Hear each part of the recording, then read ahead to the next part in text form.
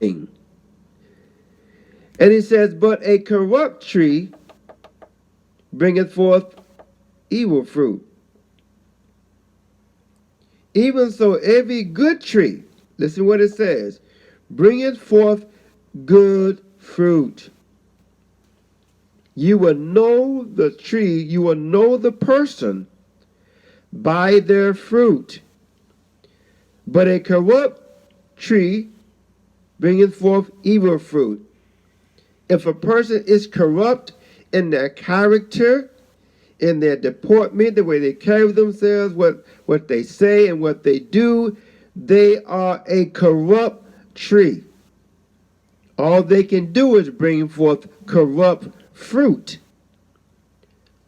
So some people are just hypocrites. He goes on to say, every tree that bringeth forth good fruit bringeth forth, every tree that bringeth not forth good fruit. See, there's a consequence for all the hypocrites and all the people that are pretending to be Christians. There's a consequence for that tree. Jesus said, every tree that bringeth not forth good fruit is hewn down and cast into the fire. If that tree is not bringing forth the character of Christ, that tree, that individual one day will find themselves cast into the fire. And God has no respect of person. And God knows them that are his. You cannot fool God. Nobody can fool God. He went on to say, this is Jesus talking. He went on to say, wherefore by their fruit ye shall know them. By their character you shall know them.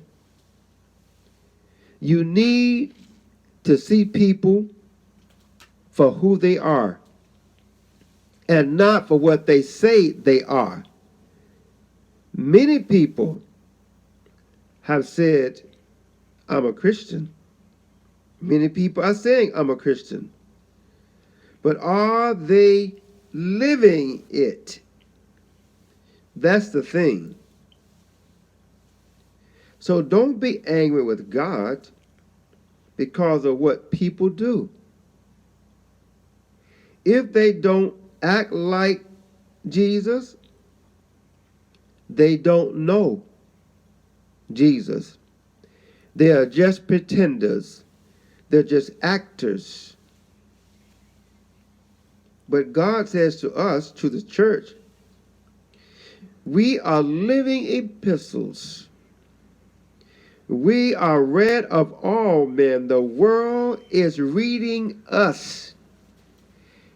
And we must allow people to read Jesus. When they read our lives, they should be reading the Bible. Because he said you are epistles, read of all men. People are watching you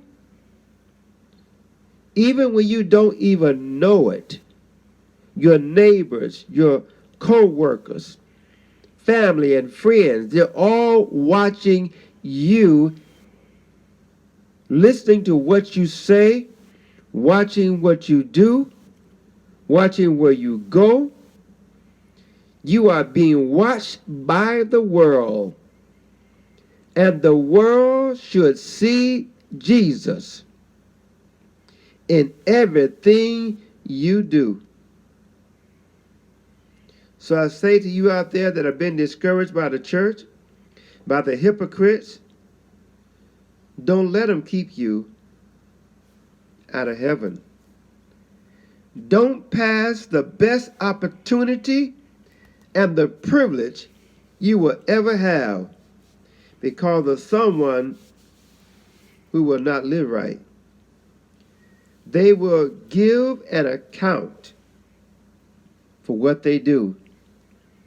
Every individual have to give an account for the deeds done in this body. Whether you call yourself a Christian or not. If you call yourself a Christian and you've gone back to the old deeds, gone back to operating the way you did before you were ever saved, that same sin that was taking you to hell then, if you going back to practice it again, it would take you to hell now. That same bullet that would have killed you before you got saved is that same bullet that'll still kill you after you get saved. So sin is sin. Sin did not change because you got saved and now what was sin before is not sin. No, it's still sin. It's sin for anyone. Doesn't matter who you are. That's what the Bible tells Christians. If you do mess up and sin, then we can confess our sin, and God is faithful and just to forgive us and to cleanse us from all unrighteousness. I'm not talking about out there with the world. I'm talking about you fall, but you get up. I'm pretty sure the world can understand that if you fall and get up, as opposed that if you wallow in it, if you live that life again, if you go back to doing what they're doing, now that means that you didn't just make a mistake. And if you're still claiming to be a Christian, you're just a hypocrite. And the world is tired of hypocrites. The world is tired of church. Some have been hurt by church. They're discouraged. They're confused. Everybody's saying I'm a Christian. So many religions. The world is just tired. Tired. And they're tired of trying to figure out who is and who isn't. What's real and what's not real. And some of them have probably just given up trying to figure it out and just don't want to be bothered with it at all. And that's a sad thing for the church, that people don't want to be bothered with it. But we have to understand that no one is fooling God. Proverbs 15:3,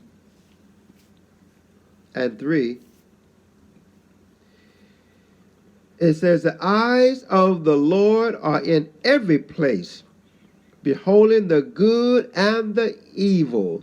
So no one's getting away with anything. God sees what the world is doing, and God sees what the church is doing. God sees what Christians are doing. So there's no one's going to get away with anything, because God is watching everything. God is omnipresent. The world won't get away. The church won't get away. Nobody will get away. Because God sees it all. He's beholding the evil and the good. It doesn't matter who is doing it. So, don't let the hypocrites keep you out of heaven. Let's go to Psalms 139 and 12. Psalms 139 and 12. Just another scripture to let you know that God sees all, and nobody can hide from God. Even if you're doing it in the dark, nobody can hide from God, Christian or non-Christians. You just become a hypocrite if you're trying to get away with it in the dark, because God still sees you. It says, yea, the darkness hideth not from thee. Darkness hides not from God. But the night shineth as the day. God can see the evil deeds in the dark just as he can in the day. Darkness and day are both alike to God. So no one's getting away. It said, the darkness and the light are both alike to thee. So don't be upset or discouraged behind people that are living a hypocrite life. You have to make the decision for yourself that you're going to go to heaven. You're going to save yourself regardless of what people do. So don't let hypocrite Christians keep you out of heaven. May God bless you. Alfonso Coble at sbcglobal.net.